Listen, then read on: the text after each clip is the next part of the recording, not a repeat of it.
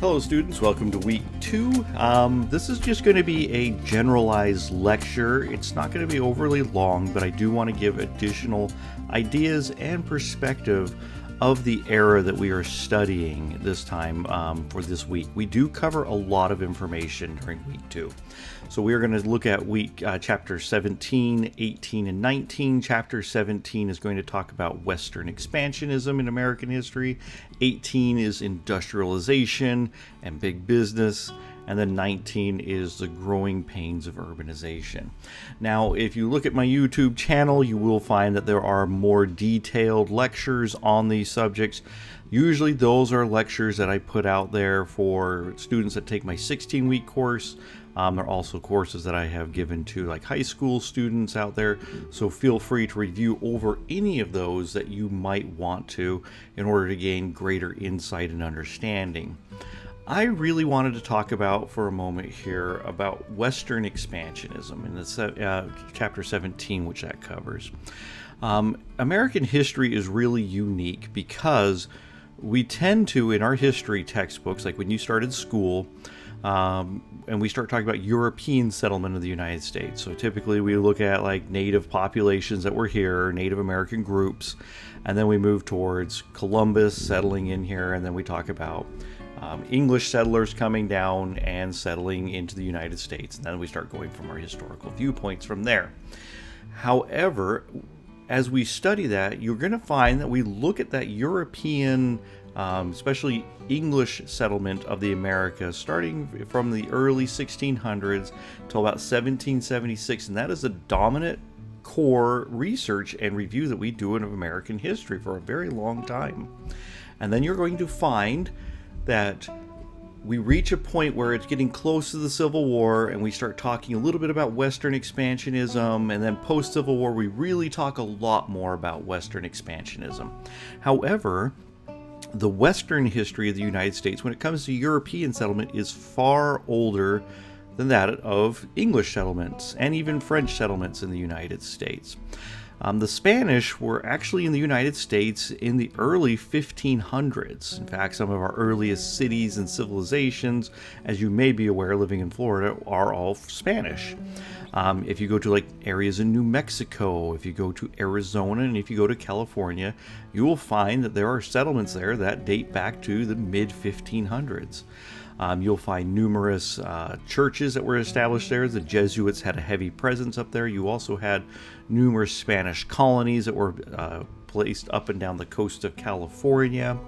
Vast tracts of the central portion of the western United States was thoroughly explored by Spanish settlers. Numerous maps were made.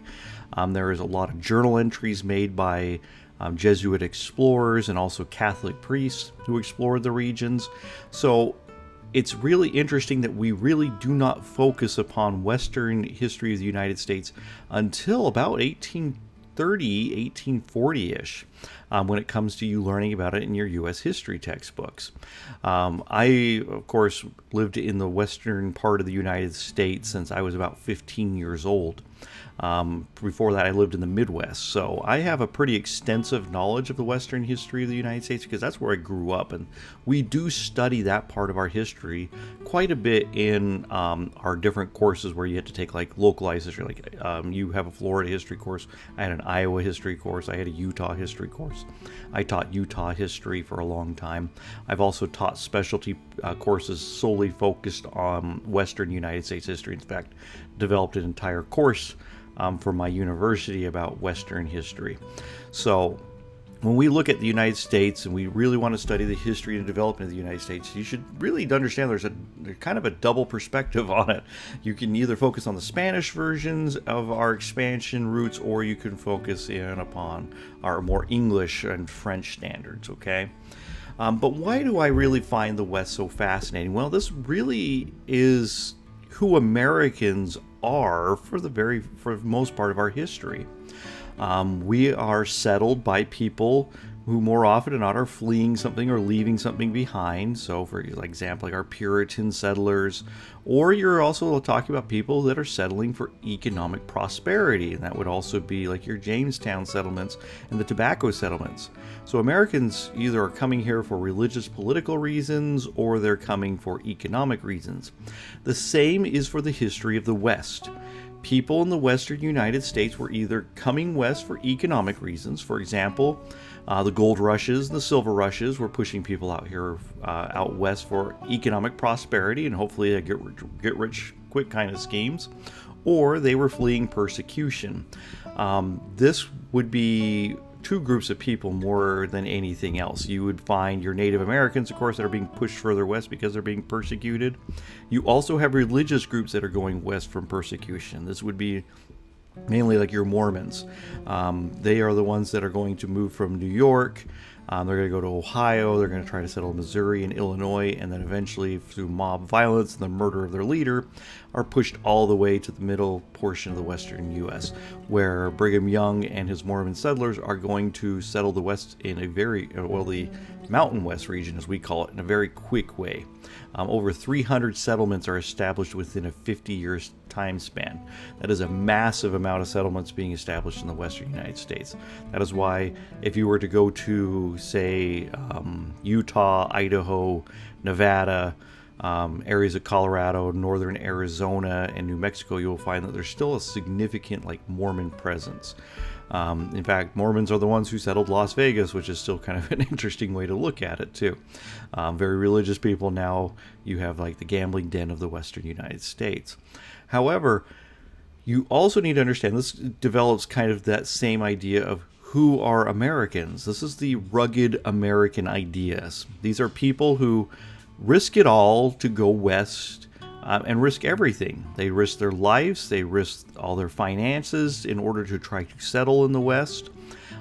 These are people where if you go west, nothing is going to be handed to you. The West is not a forgiving place. It is a very dangerous place. You are threatened with violence from the native populations out there who see you as an occupier at times. Or the U.S. government has waged war on the natives in the region, so therefore, since you're part of the United States, they see you just as dangerous as any other soldier that might appear during that time frame. So you are risking your lives out there. The Mormons themselves, once again, kind of talking about them real briefly, probably had one of the best relationships with natives more than any other groups out there, but even then they had their issues, and there were massacres and violence between them too. But if you were moving to the West and you didn't have a lot of savings and you settled in the central part of the Midwest, there wasn't a lot of resources out there for you. You were risking your lives trying to set up a farm where you could just die of starvation. If you got hurt, there were not doctors around. You faced potential robbery on the open plains. You faced hardships from weather. I mean, if you've never been out of Florida, I will tell you the Midwest and the Western United States can be very inhospitable in the summer and in the winter times. So these are all things that people are willing to take up and risk their lives for and go out and settle and make a new life for themselves. This really created a group of rugged, hard Americans that established the central part and the western part of our country. These people were not of the faint of heart. They were definitely people who were tough, that you didn't mess with a lot of times. That's where kind of this idea of these dangerous desperados running around in the West are. They're not necessarily dangerous people, but they had to be willing to use violence to protect what was there, because violence was a part of life out there. It's not nearly as violent as we like to make it in films. There were no standoffs in the streets. People weren't having gunfights every day, but there was a good chance that if you were alone somewhere, though, in the middle of nowhere, and you run across the wrong men, things could go badly for you. However, this also creates that rugged American who can stand up to almost any adversity and find a way through it.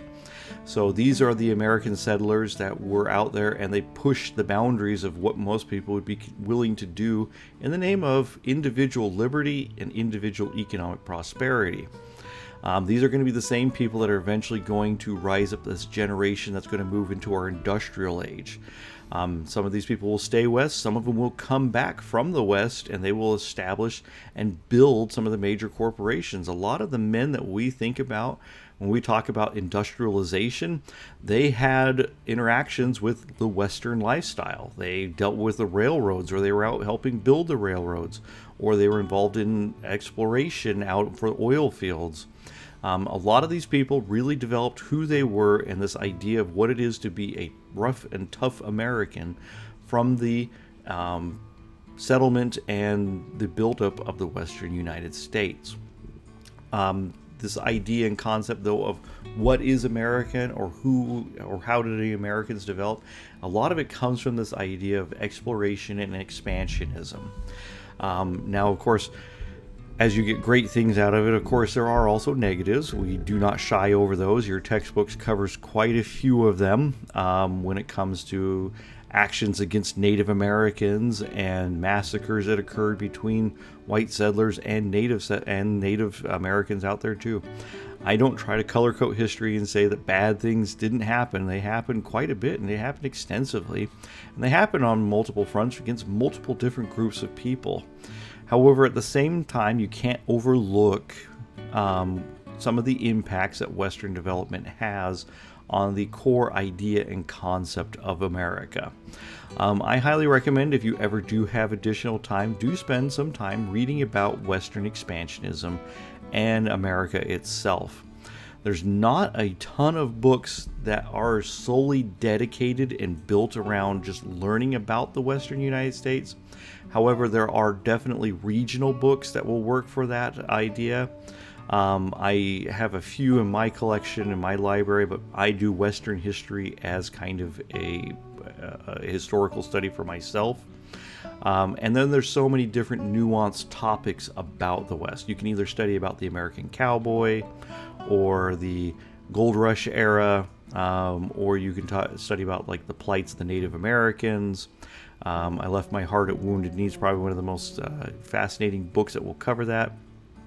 More often than not, Western history, though, in America gets overlooked because you have Reconstruction that happens during Western settlement. And again, because a lot of American history is very centric and built around kind of Eastern settlement of the United States, that's why in our next chapters, like chapter 18 and 19, they talk about industrialization and the growth of big business. Those, again, are more Eastern-based portions of American history. Now, however, they do play a significant role. One thing I would recommend if you really want to understand industrialization, so we'll look at chapter 18 real quick here.